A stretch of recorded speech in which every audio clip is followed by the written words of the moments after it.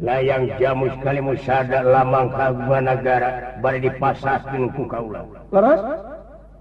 Nanging kaula teh sae bade masrakeun ieu pusaka tapi pangmenakeun heula tarucing kaula. Tarucing naon? Tarucing naon Mahapanita? Tarucing naon ama? Tarucing naon? Cingkul-cingkul balik ke desa. Lain. Budak letik bisa ngapung. Lain. Budak letik ngamai kujit. Lain-lain. Aduh, lamun teu ngejat kena diteke bieu. Bade narucing ke naon saira Mahapanita? Ieu. Kaula bakal cumanya kasalira.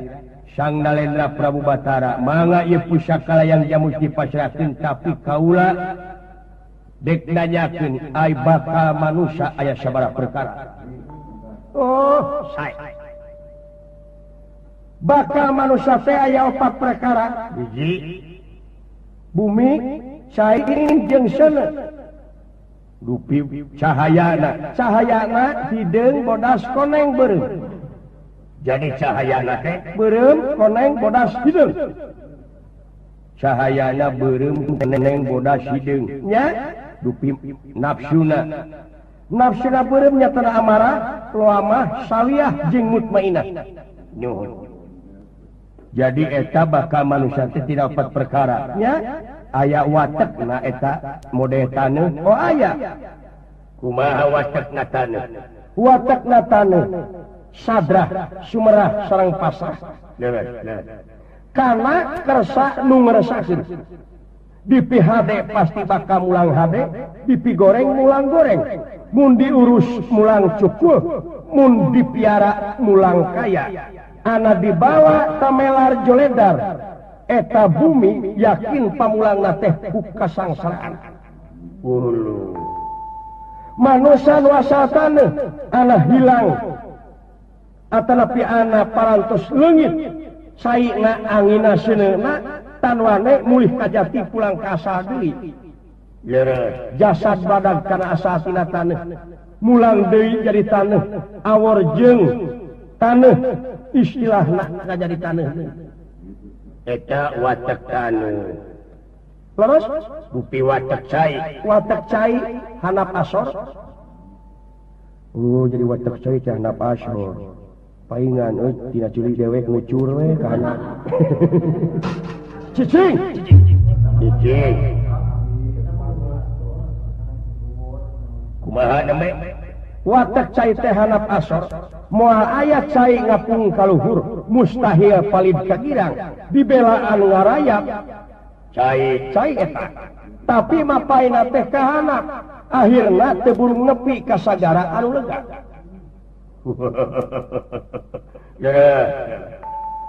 Tukuh sajroning udag maksud dibelaan narutus gunung batu jeung sajabana kajeun caah leleberan tibatan pegatnya lampah.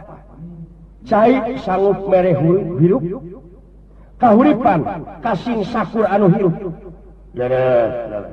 Tapi anak datang amarah na eta cai sok mana bahaya ngaruksak kasakur nu kalembahan. Leres.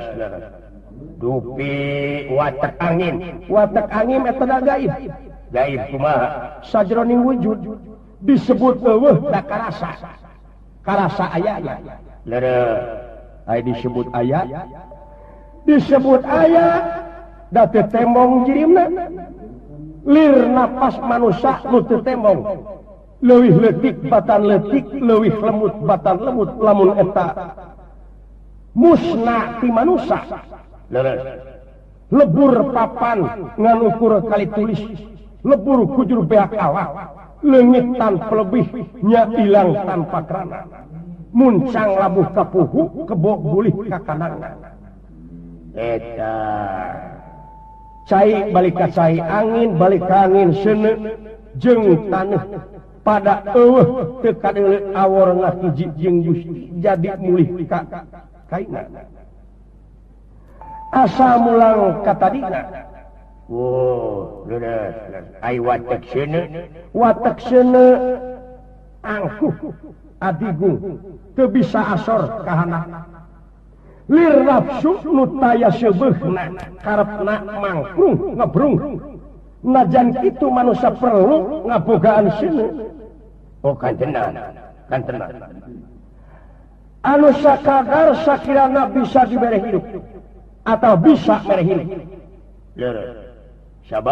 sabab lamun manusia tanpa seuneu tanpa nafsu teu aya beda ti hawu tiis teu aya gawena jadi teu ka arah paedahna da satungtung seuneu bisa kawangku ku ukuran anu saperluna pasti jadi mitra nu gede jasana tapi lamun seuneu leuwih gede tina perluna pasti matak musna anu kabasmi sok aya paribasa nafsu nu mata kadukung badan anu katempuhan leres pisan yakin saya aya deui sajabat eta aya naon bisa ieu yang jamu sekali musada dipasrahkeun ku kaula nya tapi dina waktu ayeuna sae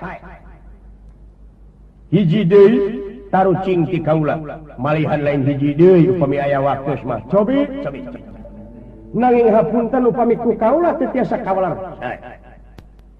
naon anu leuwih gancang batan angin anu leuwih gancang batan angin teh nyaeta pikiran manusia contohna tiasa dicontohkeun kumaha nyaeta di mana urang init-initan kahiji tempat saacana init eta tempat geus katempo jeung eta pikiran teh geus aya di ditu ya ansang nalena lain lumayan pangabisan ai anu leuwih bedas aya daun hawa nafsu teh leureuh eta leuwih bedas eta di mana manusia geus nafsu istilahna di mana aya gunung hayang ngalegleg nempo jelema sagede sireum eta ukuran nafsu nya aya keneh panita sajabat eta aya naon anu bakal ditarucingkeun ka kaula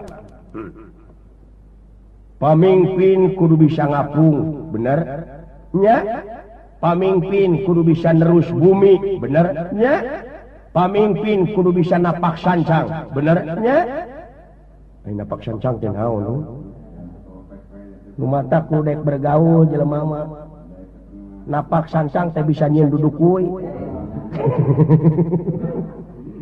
si belegu naon aga napak sancang teh dawala nyaeta bisa lempang di luhur cai nah nganu ngaharti pamimpin teh kudu lempang di luhur cai kosane nah nganu ngaharti pamimpin teh kudu bisa ngapung ngawang-ngawang di luhur sanes nah nganu ngaharti pamimpin teh nyaeta bisa asup ka jero taneuh mulebes sanes tapi nganu ngaharti pamimpin kudu bisa ngapung anu ngaharti kudu bisa nempo ka hayang masyarakat nepi ka pelebah mana kaayaan nagara dina waktu ayeuna yakin istilah nama kudu boga cita-cita anu leuwih luhur eta hartina bisa ngapung ai kudu bisa nerus bumi nganu harti urang kudu bisa nerus bumi teh nyaeta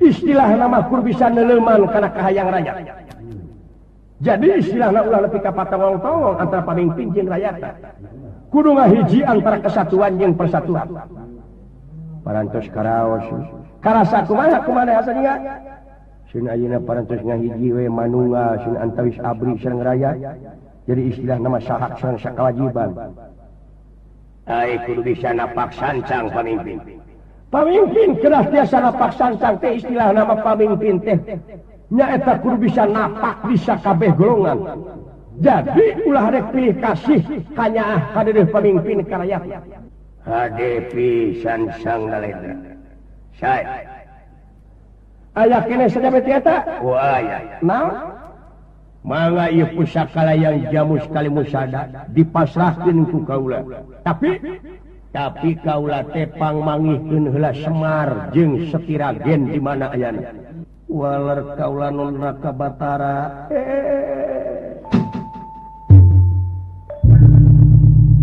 saha pamilariankeun Semar jeung Setiragen di mana ayana Numawi jeung abdi oge dugi kadanget ayeuna can panggih teh pun bapak teh Numawi teu aya eta eueuhna ka mana teu pira ngok hayam teh diudag-udag ku RT dituna teh nya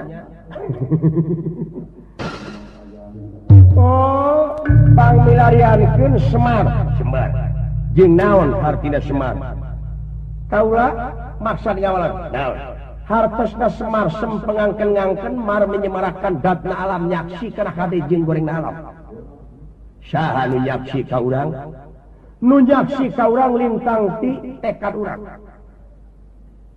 eueuh deui anu nyaksi kana laku lampah urang sorangan lintang ti urang keneh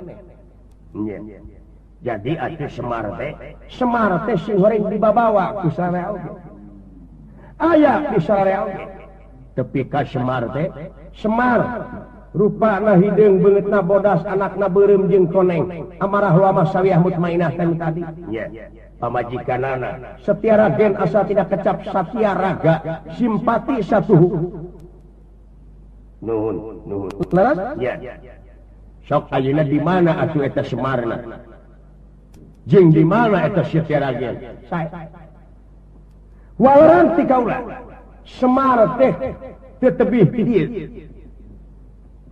ti dieu nya ukuranana lamun di Baledog pasti kaliwat lamun di Ciduhan pasti labokot eta Semar sareng Setiragen teh aya di dieu pinasti barang kresna disaurkeun kitu ieu panita kalamaya leungit ngiri nu sayakti ilang warna nu senyata jangelek jadi Semar badanaya atuh ieu aji setra ningrat leungit tanpa bilang tanpa krana da dia Dewi Setiragen